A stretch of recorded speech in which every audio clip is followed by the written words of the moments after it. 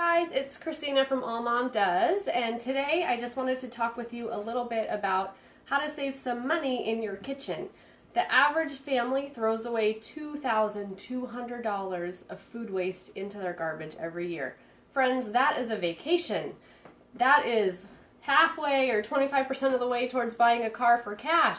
That is a lot of money, and I know that my family doesn't have $2,200 a year to throw in the garbage. And even if you do have enough money to throw that away, there are better ways to use it, and it never feels good to throw stuff in the garbage. So I found some great ways to repurpose some of my food and use it up before it goes to waste.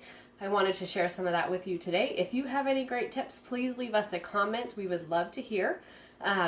So before we get started, I'm going to tell you that I'm not the person to go to talk about freezer organization.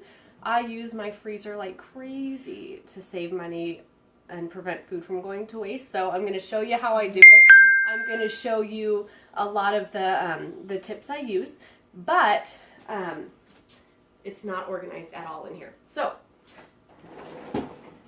how I prevent food waste by using the freezer. So all these things that I freeze, I'm just going to show you what I do and what I do with them. So one of the first things that I want to show you is this, okay? It's not very interesting looking, but let me tell you what this is. This is a chicken carcass from when I roasted a chicken. So this is super easy. You don't have to throw it in the garbage. What you just do is you can make chicken stock from it, and it's free. You would have thrown this away. Now you don't have to buy any more chicken broth, right? But with that, here's the other thing I freeze. These are a bunch of leftover vegetables that otherwise would have gone in the garbage. I also use these in my chicken stock. Obviously, they're not, they're freezer burnt. They're not well kept. It's totally fine. You're not gonna eat them. You're just using them for flavor. And so, as I'm chopping vegetables, I'll put like mushroom stems in here, the peelings from my carrots. If I have the tops and the bottoms of celery, the outside of the onion, so not the skin, but if you're using an onion, you throw away the skin, but then that first layer of the onion, it's not really crunchy, right? You don't usually just throw that away. Just throw that in here. It still has flavor, but you don't have to eat it. So later in the comments, we will post the chicken stock recipe, so if you want to try that, you can. But this is super easy. I do the same with rotisserie chickens that I buy from the grocery store. But you don't have to throw this away, and then you save money on chicken broth. It's also healthier than if you were to buy it in the store. Here's something else that I freeze. Check this out. So this is rice. We had stir fry one night. I made rice to go with stir fry. I had some leftovers. Actually, I probably made more so I didn't have to cook more later. But we weren't going to eat it. It was going to go bad. And so I just threw it in a container, threw it in the freezer, and this is perfect for fried rice. And it actually makes your fried rice better because personally we eat like the more short grain or medium grain, the stickier type of rice. And so when it's cold, when it's frozen, when you make your fried rice later, the grains are separated, which is what you want in fried rice. So you don't want to make your fried rice using the frozen rice, but you do want to let it defrost first, but it's going to be better because it's cold. So super easy. Let's see, what else do we have in here? Spaghetti squash. Last week I made spaghetti squash for my family, and I just used half of it, and so here's the other half. Spaghetti squash is kind of a pain, to roast. It takes a while, and then you got to cut it, and so it's nice to just have it already done. So it's already roasted, it's already good to go, and I'll just use this another day. The good thing about spaghetti squash is it doesn't tend to get soggy like a lot of times like regular pasta. If you're, you don't want to freeze that. It doesn't freeze well, but it's nice. So you don't have to worry about getting soggy. I don't do anything to prep it. I just have some extra. I throw it in the freezer for another day. Let's see what else. These are breadcrumbs. So you have a loaf of bread. You have the ends of the bread, the heels that nobody eats, at least not in my family. And I'm not going to throw that in the garbage, right? That's perfectly good bread. So what I do is I just tend to throw the ends of the bread loaf into the freezer until I have a nice collection of them. And then I just take them out, and while they're frozen, I just put them in like a mini chopper or a blender to chop them up into just breadcrumbs. So you can toast them if you want, but I find this works perfectly fine. And then I have breadcrumbs for free. If a recipe calls for seasoned breadcrumbs, just throw some Italian seasoning, some garlic in there. It's the same. Let's see. Okay, this is chicken.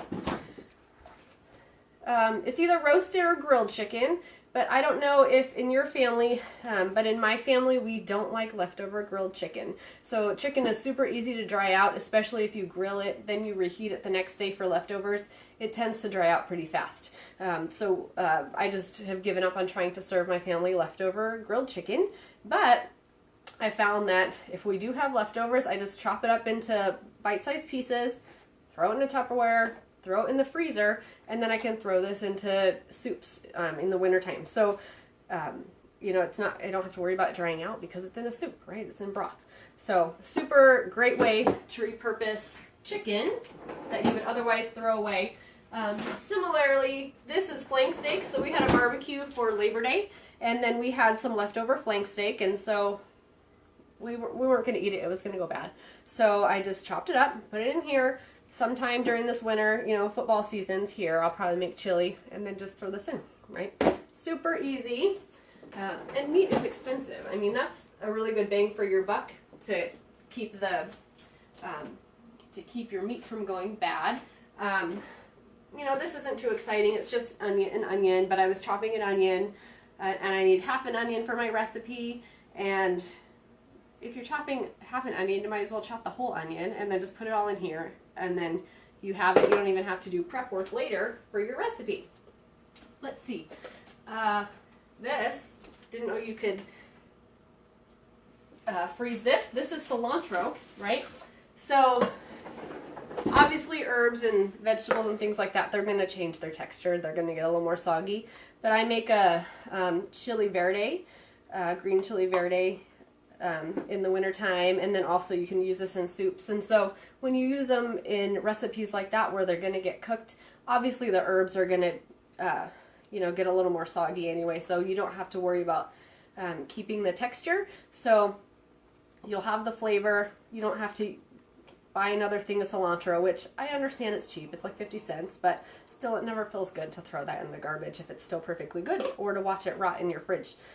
This is fun. So these are egg yolks. So I've been making Stephanie's recipe for chili lime cashews, and it's a delicious recipe. I got them on the counter back there, if you can see, for a nice little handy snack around the kitchen. But it only calls for one egg white. Or if you do baking, I know a lot of recipes just call for an egg white instead of a whole egg. Well, what are you going to do with the yolk? If you're not going to use it right away, I just collect them. So the next time I make it, I'll just take out this batch of frozen egg yolks and throw another one in there. And then just a couple weeks ago, I had some girlfriends over for brunch, and I looked in the freezer. I said, oh, I have 5 egg yolks in here, right? And so I took my 5 frozen egg yolks, threw in a couple of whole eggs and some milk, and I made a quiche. And nobody was the wiser. It was delicious. So you don't have to throw that away. Let's see what else we have in here. So this is my random collection of tomatoes. So I don't know if you can see, it's a couple different colors. At the bottom, I had some cherry tomatoes that they weren't bad, so I'm not advocating using rotten fruit or vegetables or anything like that. But sometimes, vegetables are still good, but they're just kind of getting towards the end of their usable life. And so they were getting a little wrinkly. We weren't going to want to eat them fresh, basically. But we weren't ready to eat them. So what I did is I just threw them in a roasting pan with some olive oil, some garlic, some basil, popped them in the oven for a couple hours at 250 and just roasted them until they kind of burst and the flesh was really soft. And then I just threw them in a mixer and just blended them up. So then I have ready-made pasta sauce right there. And then on top of it, I was canning some of my tomatoes from the garden, and you know, I canned all the tomatoes, and then you have a little bit left over that's not quite enough to can, and I wasn't ready to use them that week. It wasn't in my menu plan, so I just threw them in here. And so actually tonight we're going to have the spaghetti squash from my freezer along with pasta sauce, and I'm just going to, you know, put this on the stove and put some seasonings in, and then I'm, you know, if you want to make it like a little creamier, add some cream, and it can be a rosé sauce. So that's pretty easy. Rebecca just asked, do you label stuff so you know how long it has been in the freezer? I don't. I should, but I don't. And actually there is something in there right now that I really don't know what it is, and I'm so annoyed by it that I don't want to throw it out, because I know as soon as I throw it out, I'm going to remember what it is. But I do need to get better at that. Let's see, what else do we have in here? So mashed potatoes, it actually goes along with this. Last week we had some Salisbury steak meatballs and some mashed potatoes, and we had leftovers, and we weren't going to eat them all, and so I just threw them in the freezer, and so that's a super quick just heat and eat dinner for another night, right? Mashed potatoes are a teeny bit tricky to heat up. They can get super watery, so usually if you reheat potatoes from the freezer, you're going to want to do it stovetop and let some of that water release. Let's see. There was something else in here I wanted to show you. Let's see. I can't remember what it was. So here's, you guys might laugh at me, but I don't care. This is tomato paste, right? You get these cans of tomato paste, and I know they're cheap. I know it's like, you know, 50 cents for a thing of tomato paste. But a lot of recipes just call for like a tablespoon of tomato paste, and you can buy the stuff in the tube, but that stuff is expensive. I would rather take the 50-cent stuff. So I just throw the rest of it in a Ziploc, and then if I make soup or something else that calls for some more tomato paste, you know what I do is I just take out this frozen block and I just chop it off with a knife. It doesn't have to be perfect because it's not like baking where it's scientific, and if you get a little extra or a little less, it's going to be a huge deal. So that's another thing that I always freeze. Let's see. Oh, here's a fun one. So these are broccoli stems, right? They sell broccoli by the pound, and they charge you for the whole broccoli, but you only eat the top. This is all edible, my friends, and so you can make broccoli soup out of this. You can actually make a pasta sauce out of it, but I recommend a broccoli soup. You can just find recipes on the internet. But broccoli cheese soup, super simple. It's like you're throwing money away. Let's see. And I didn't believe this trick for a very long time. So avocados, you can actually freeze them. And I heard this, I read it on the internet, and I was like, you all are crazy, you cannot freeze avocados. But we eat a lot of avocados in our house, and so there were some that were just going bad on the counter, and I was like, well, what's it gonna hurt? Threw them in the freezer and forgot about them for a while. And then we were having a gathering, and I looked in my freezer, and I had like 5 avocados, and I said, okay, you know what, I'm gonna try this. And I defrosted them, and I made guacamole. And you know what? It really worked. I will tell you the texture is a teeny bit different than if you make guacamole with fresh avocados, but the texture is similar to if you were to buy the packaged stuff in the store, which I'm assuming is frozen at some point too. So that's why the texture is a little different, but it's totally true. Obviously, you don't want to wait till the avocado is rotten, but once it's soft, and if you know you're not going to use it before it goes bad, toss it in the freezer, you can totally use it.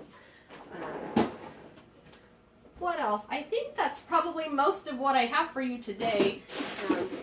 Of course, bananas. Everyone makes banana bread with their leftover bananas.